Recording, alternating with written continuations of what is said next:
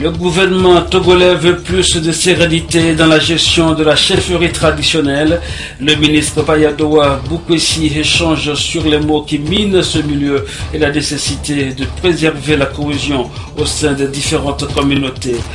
Le projet de développement communautaire mis en œuvre par l'État togolais et la Banque mondiale a permis depuis son lancement en 2012 de répondre aux besoins spécifiques des populations. À mi-parcours de ce programme, quel bilan faut-il en retenir? Aimé Abalo tentera de répondre à cette question. Et puis, les 70 ans de la charte de l'ONU sont marqués par une série d'activités dont des journées portes ouvertes sur l'esplanade du Palais des Congrès de Lomé pour mieux se familiariser avec les représentations de l'ONU au Togo. Voilà pour les titres de cette édition. Bonsoir et merci de nous rejoindre dans le journal de 20h. Conseil des ministres ce matin à la présidence de la République. Les travaux ont été dirigés par le chef de l'État Faure Gnassingbé avec le ministre en charge de la communication Guy Madjé et Lorenzo. Prenons connaissance de l'essentiel de ce qu'on peut retenir de cette sanctionnant le Conseil des ministres du mercredi 21 octobre 2015. Dans le cadre de sa réunion hebdomadaire, le Conseil des ministres a conféré ce jour 21 octobre 2015 au Palais de la Présidence sous la conduite du président de la République, son Excellence M. Faure Esozimna Gnassingbé. Au cours de ces travaux, le Conseil a adopté un décret et en a examiné 2 en première lecture. Le Conseil des ministres a également écouté une communication. Le décret adopté ce jour par le Conseil des ministres porte création et fonctionnement de l'Institut national de cancérologie. Ce projet de décret vise à créer un pôle de référence national en matière de traitement et de prise en charge des cancers au Togo, conformément aux orientations définies dans la déclaration de politique générale du gouvernement et au plan stratégique de lutte contre les maladies non transmissibles. La création de l'Institut national de cancérologie permettra la mise en place d'un meilleur système de prévention et de traitement de cette pathologie grave qui enregistre chaque année au Togo 3700 nouveaux cas, dont 2800 décès. Grâce à cet institut, le gouvernement entend accélérer les diagnostics et renforcer la capacité d'accueil ainsi que l'offre de soins pour les personnes souffrant de cancer. Il facilitera la prise en charge globale des patients en collaboration avec les centres régionaux et internationaux spécialisés dans le traitement du cancer. Le premier décret examiné en première lecture est relatif à la délégation de pouvoir de l'État aux fédérations sportives en République togolaise. Le deuxième décret examiné en première lecture fixe les attributions du ministre de l'Urbanisme, de l'Habitat et du Cadre de vie et porte organisation du dit ministère. Au titre des communications, les principales conclusions des travaux des assemblées annuelles de 2015 du Fonds monétaire international et de la Banque mondiale, tenues à Lima, au Pérou, du 6 au 12 octobre 2015, ont été présentées au Conseil des ministres.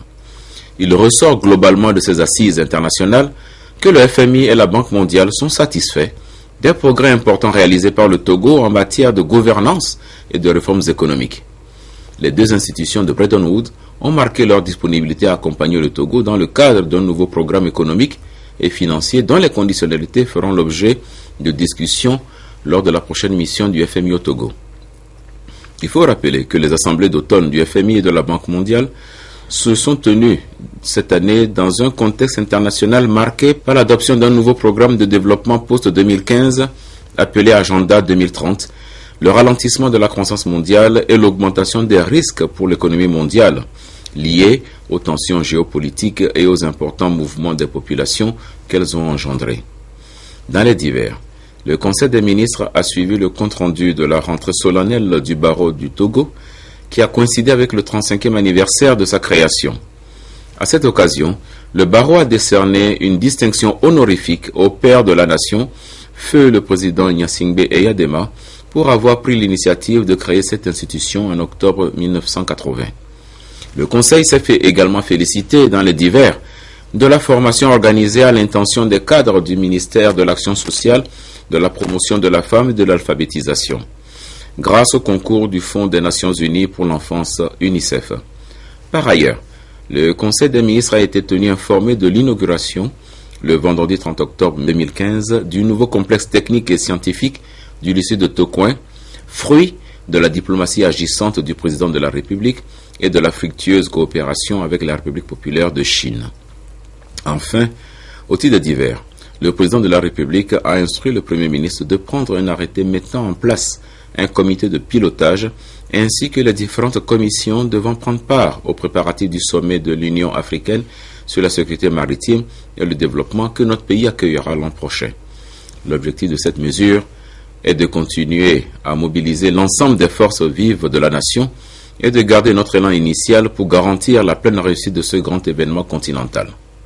Pour terminer, le Conseil des ministres a adopté 2 décrets de nomination au titre du ministère de la Communication, de la Culture, des Sports et de la Formation civique.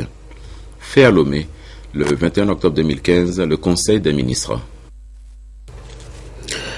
Ainsi donc, le Conseil des ministres entendu décrète, article 1er, Monsieur Missité Koumurkoutoum Kokou Franck, administrateur de radio-diffusion principale, 2e échelon, numéro matricule 039 547-M, est nommé directeur de cabinet du ministre de la Communication, de la Culture, des Sports et de la Formation civique.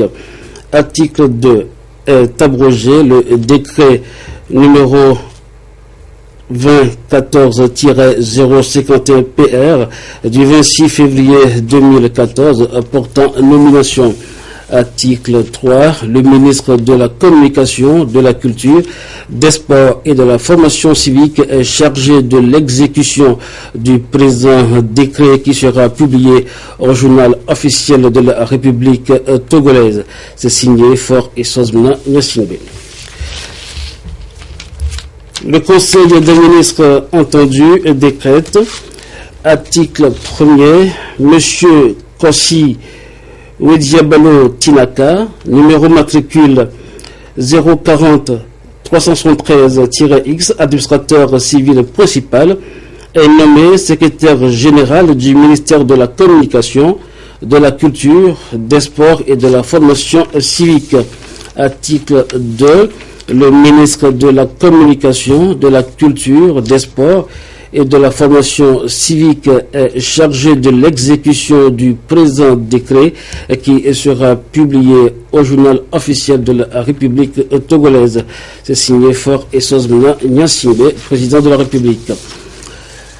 La suite de cette édition, à présent, les problèmes liés à la chefferie traditionnelle au Togo deviennent de plus en plus récurrents. Ils sont de divers ordres et pour le gouvernement, il est indispensable de ramener la sérénité dans ce milieu et renforcer ainsi la cohésion entre les différentes communautés. C'est dans cette logique que le ministre Payadoa Boukessi, en charge de l'administration territoriale, a entrepris une série de rencontres avec les responsables des services déconcentrés de son département. L'étape de ce côté avec la marque Bojona. Cette rencontre qui a rassemblé préfets, présidents des délégations spéciales, responsables des forces de l'ordre et chefs traditionnels des 4 préfectures et de la sous-préfecture de Mo de la région centrale constitue la prise de contact du ministre de l'administration territoriale avec le personnel déconcentré de son département dans la région. La rencontre a permis au ministre Bayadoa Boukessi de situer à ses interlocuteurs les raisons de sa tournée. Les raisons de la tenue de cette rencontre sont la conséquence d'un constat caractérisé par les points suivants. La montée en puissance des divisions des communautés villageoises et cantonales à l'occasion de la désignation des nouveaux chefs de canton et de village. Le manque de dignité dans le comportement de certains chefs traditionnels dans la société. L'incivisme grandissant vis-à-vis de l'autorité de l'État à l'occasion de la remise des décrets ou arrêtés de reconnaissance des chefs traditionnels. La légèreté dans la délivrance des actes d'état civil, l'intolérance dans la gestion des problèmes de transhumance impliquant les chefs traditionnels, l'accentuation des tensions liées aux litiges fonciers. La tournée du ministre en charge des collectivités locales se reposait sur 4 communications: la cohésion sociale et le comportement du chef dans la société, le respect de l'autorité de l'État et la responsabilité des préfets, le respect des règles dans la délivrance des actes d'état civil, la gestion pacifique des litiges fonciers et les problèmes liés à la transhumance. Nous avons compris que l'État togolais, par le canal du ministère de l'administration territoriale chargé des collectivités, veut alors donner une nouvelle figure à la chefferie traditionnelle. Nous pensons que nous, chefs élus à la base, avec nos chefs de village, les plus anciens, les personnes des ressources et les autres compétences, à savoir les juristes, les sociologues qui sont aussi sur le terrain, pourront aussi s'associer pour essayer de donner ou de proposer des pistes à des différents problèmes qui minent la chefferie traditionnelle. Le ministre Béadoua Boukessi était accompagné dans sa tournée d'une délégation comprenant le président de l'Union des chefs traditionnels du Togo, Toby Agokoli IV. Lomé abrite une rencontre internationale sur l'administration fiscale en Afrique. Les travaux prennent essentiellement en compte les flux financiers illicites. Ces flux sont des maux qui fragilisent l'économie et les trésors publics des pays africains. Ils contribuent à une fuite des recettes fiscales. C'est donc un manque à gagner. Quelles sont les conséquences des flux financiers illicites sur l'économie nationale et quelles sont les mesures prises par le Togo pour limiter cette pratique? Voyons tout cela dans ce dossier de Augustin Kossi présenté par Esther Lac. Plus de 50 milliards de dollars. C'est l'estimation des pertes liées aux flux financiers illicites par an en Afrique. Ils proviennent des ressources issues d'activités économiques illégales dans les travers du commerce au détriment de la réglementation en vigueur. C'est aussi une fuite des ressources financières due pour la plupart des cas à la corruption ou à la facturation frauduleuse. N'importe quelle activité que une personne fait,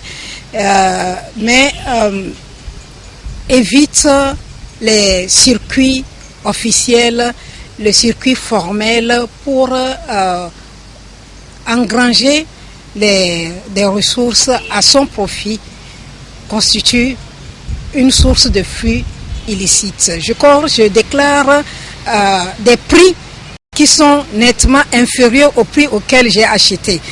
Et cela veut dire que la taxation que la douane va faire sur ces produits sera inférieure à ce que je devrais normalement payer aux douanes, ce que je dois payer à l'État. Ces flux que j'ai gagnés sont des flux illicites.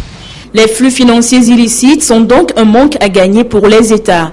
Ils ont un impact sur les recettes fiscales et sur l'économie nationale, aussi bien au niveau des exportations que des importations. Lorsque, par exemple, un individu a l'intention d'envoyer les devises à l'extérieur et il se permet de faire croire qu'il a acquis des biens, alors qu'en fait, son revenu n'a pas été tracé au niveau du pays, c'est les devises togolaises qui vont dans un autre pays sans que l'Office togolais des recettes ait pu mettre la main sur ce type de revenus. Cette situation ne permet pas de connaître exactement la situation économique du pays. Quand je parle même sur le plan même commercial, vous savez, lorsque par le biais des factures frauduleuses, on transfère plus d'argent ou moins d'argent, on ne peut pas arriver à déterminer une balance des paiements aussi. Un importateur qui voyage avec de l'argent dans la valise. Dans cette situation, vous allez voir que l'argent circule du pays, de notre pays vers l'autre, sans que même les banques, l'administration fiscale, aucune institution n'est informée de ces sorties. Et ces situations constituent vraiment un véritable manque à gagner pour l'État. L'efficacité et la performance des administrations fiscales restent alors un moyen de lutte contre ce phénomène. Pour être à la hauteur de la situation, le Togo a mis en place d'énormes dispositions, notamment l'ETR et bien d'autres innovations. Au sein de l'Office togolais des recettes, il est reconnu que nous utilisons un identifiant fiscal unique. Cela veut dire que l'importateur, le contribuable, a un seul numéro fiscal par lequel il est tracé, il est unique. Deuxième chose, aujourd'hui, nous collaborons ensemble pour ce qui concerne le contrôle. Alors, lorsque la douane constate qu'une marchandise a traversé les territoires sans passer par la douane, elle invite automatiquement les agents des impôts pour essayer de venir ensemble gérer cette situation. Par la CENTIF, la cellule qui traite la situation financière illégale, qui aussi est là toujours pour essayer de gérer ces situations. Et de temps en temps, ces cellules nous envoient des informations que nous traitons. En plus de cette administration fiscale interne, le renforcement et la consolidation des relations entre États africains sont de mise pour la contribution à l'instauration des administrations fiscales capables de développer de meilleures pratiques au service de la croissance économique du continent. Le ministre de l'Enseignement technique et de la formation professionnelle, Georges Aïdam, échange avec les promoteurs des écoles privées. Il s'agit de les amener à cerner la nouvelle vision de l'État togolais sur ce secteur. Robert Potogwe, Sylvain Rabdou. La qualité de l'enseignement technique et de la formation professionnelle au Togo, le sujet préoccupe les premiers responsables en charge du département qui, 3 semaines après la reprise des classes, maintiennent le contact avec les promoteurs et les chefs d'établissement privés. Au lycée technique d'Atiégou, deuxième étape de sa tournée, le ministre Georges Aïdam a entretenu ses interlocuteurs sur la vision de l'État qui consiste à rendre le secteur plus productif et moderne. Des questions relatives aux infrastructures et aux ressources humaines ont été abordées. Nous avons abordé tous les sujets qui y sont les sujets importants.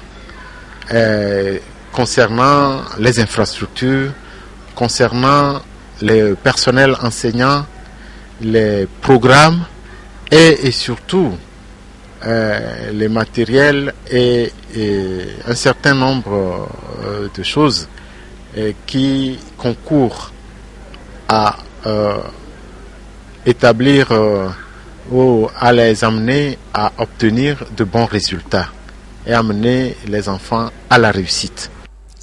L'inadéquation de la formation professionnelle au marché de l'emploi, une autre carence de l'enseignement technique au Togo. La nouvelle réglementation s'inscrit aussi dans cette dynamique pour rendre plus crédible le secteur. La critique qui est souvent adressée à notre système d'enseignement technique, c'est que nos produits ne répondent pas toujours aux exigences des emplois qui leur sont proposés. Cela signifie que les programmes que nous enseignons ne sont pas très disons à l'ordre du jour. Donc nous devons assurer une adéquation entre la formation et les exigences du milieu du travail. Toujours en matière de modernisation de l'enseignement technique, d'autres nouvelles mesures sont prises. Elles concernent l'ouverture et le renouvellement des agréments, de même que l'uniformité des programmes d'enseignement. Le ministre a félicité les enseignants pour leur sens d'abnégation et de retenue, contribuant ainsi à une rentrée scolaire apaisée. Après la préfecture du Golfe, la délégation se rendra le vendredi prochain à Aného. Dans sa stratégie nationale de lutte contre la pauvreté, le gouvernement, en partenariat avec la Banque mondiale, a mis en œuvre depuis quelques années